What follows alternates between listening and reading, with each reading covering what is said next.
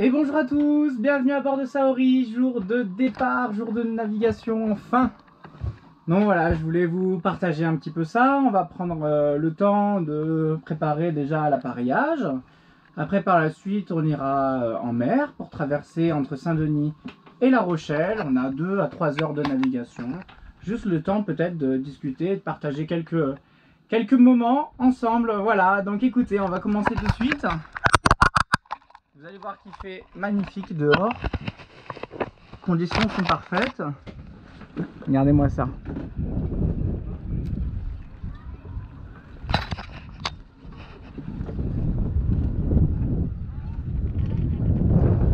Donc on n'a qu'une envie, c'est de partir. Avant cela, on va checker le bateau intégralement parce que ça fait longtemps qu'il n'a pas navigué. On l'a préparé. Préparation du bateau. Couteau, c'est bon, il est là. Démanilleur, là.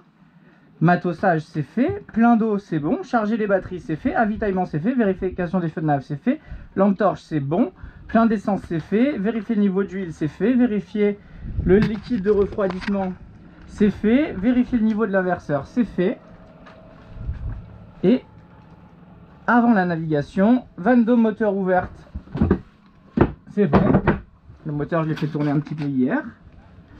Cheveux attachés, c'est bon. Définir le plan d'eau au vent, c'est bon. Vérifier les fonds de cale, c'est bon. Test VHF, c'est bon. On va allumer les instruments de navigation.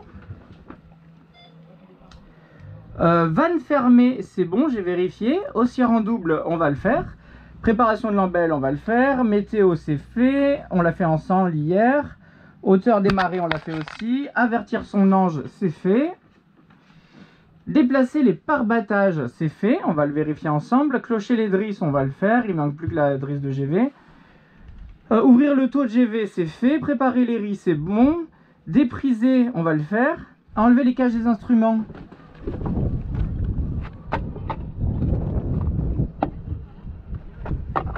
C'est fait, on n'a pas mis le pilote auto aussi. Hop. Vérifier les instruments de nav, installer les écoutes de Genoa, c'est fait. Mise en place du pilote auto, on va le faire. Mise en place de l'écoute de GV, c'est fait. Ouvrir la vanne d'eau moteur, c'est refait.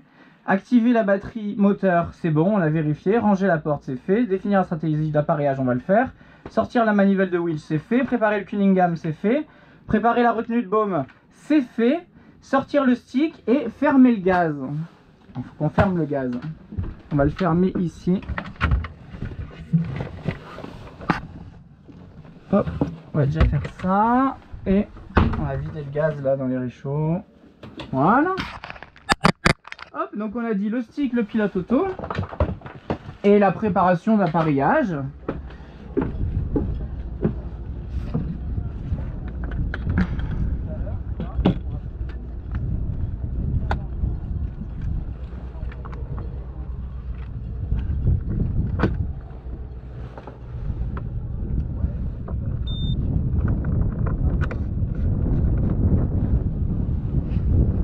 On vérifie que ça fonctionne. On est bon. Ça c'est la radio.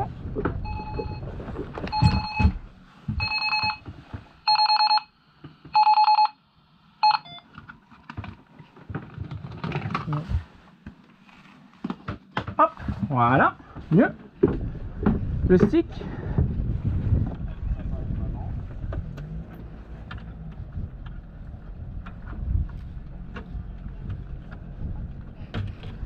Hop, et on va chercher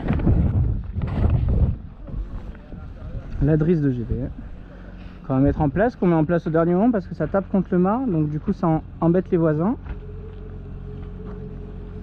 Donc on prend le réflexe à chaque fois de la déporter du long du mât, de l'installer qu'au dernier moment.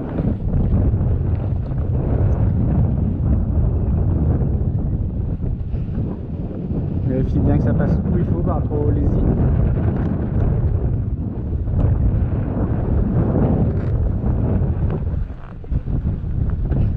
Ok, on récupère le mou. Ça passe bien là où il faut, c'est nickel.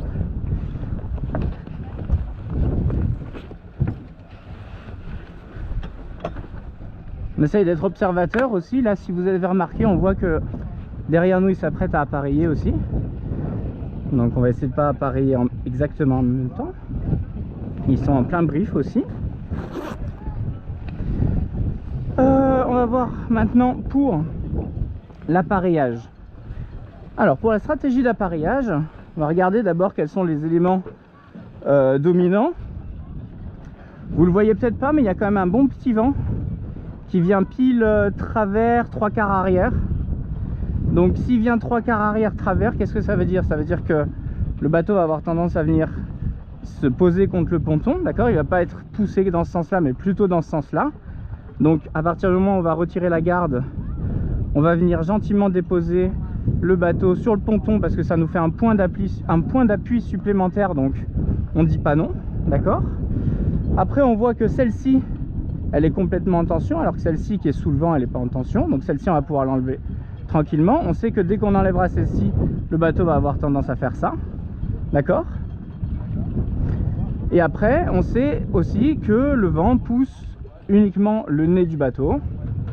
Donc il a beau être comme ça, même si je sors la poupe en premier, et ben le bateau il va quand même, c'est que au moment où la moitié avant du bateau va passer le ponton que là le vent va vraiment avoir un impact sur le bateau. Il faut bien se mettre ça en compte.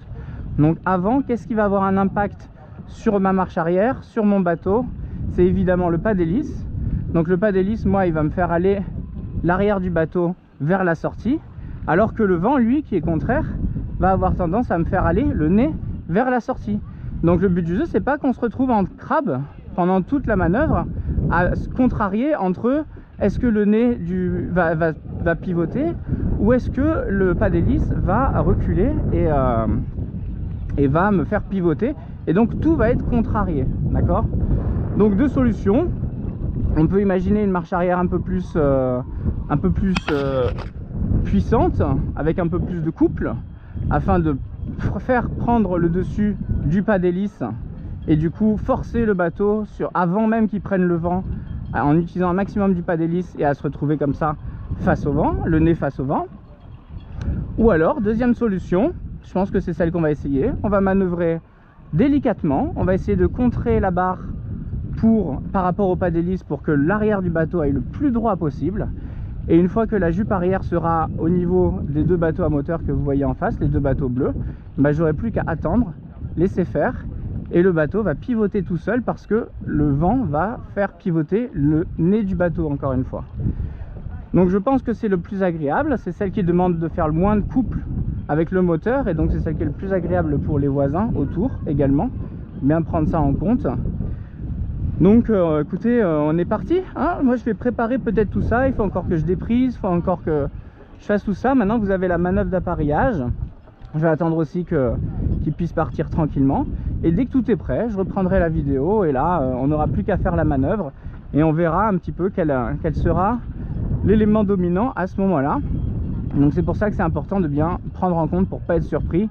Vous pensez que le vent va pousser le bateau dans un sens ou dans l'autre, et finalement vous êtes surpris par le pas d'hélice, ou le contraire, vous pensez que l'arrière va sortir tranquillement, mais une fois que vous êtes à moitié sorti, d'un coup le vent prend dans le nez du bateau et vous vous retrouvez à difficilement manœuvrer. Bien sûr c'est toujours attrapable, hein. Vous pouvez faire une marche arrière, marche avant, pivoter encore, mais le moment où le bateau il commence à se faire déporter latéralement dans la panne entre les bateaux, c'est vraiment pas ce qu'on souhaite.